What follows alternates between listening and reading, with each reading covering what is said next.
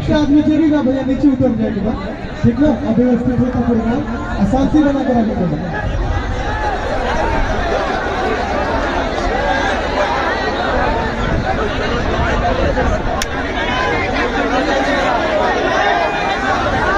ये प्रोग्राम देखबे ना सब जीवन प्रोग्राम कैसे हुई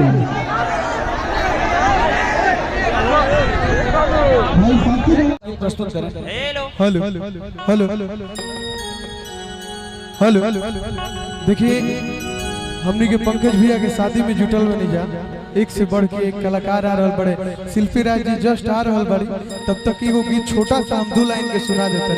मैडम समय नहीं के तारा लोआ जालो भैया, एक लगा दिए। हेलो सोना भैया के साउंड बा, तनी साउंड उठा दे हल्का सा भैया, मेन में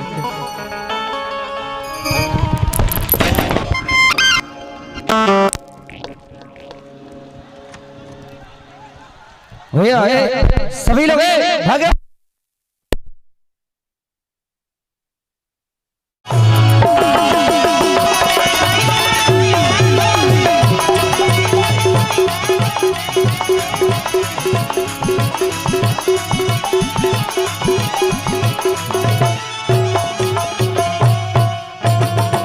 भैया यहाँ से आप लोग रास्ता को खाली कर देंगे, आप लोग रास्ते को खाली कर दीजिएगा, आने दीजिएगा, रास्ते को खाली करके रखिए भैया।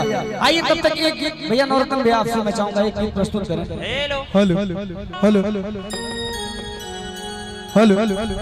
देखिए, हमनी के पंकज भैया के शादी में जुटल बनी जा, एक से बढ़ के एक कलाकार आ रहल बड़े। शिल्पी राज जी जस्ट आ रहल बड़ी, तब तक एगो गीत छोटा सा हम 2 लाइन के सुना देते।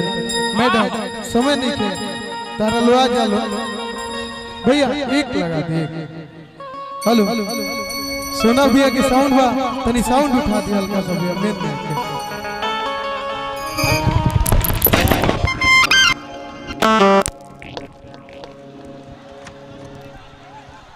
भैया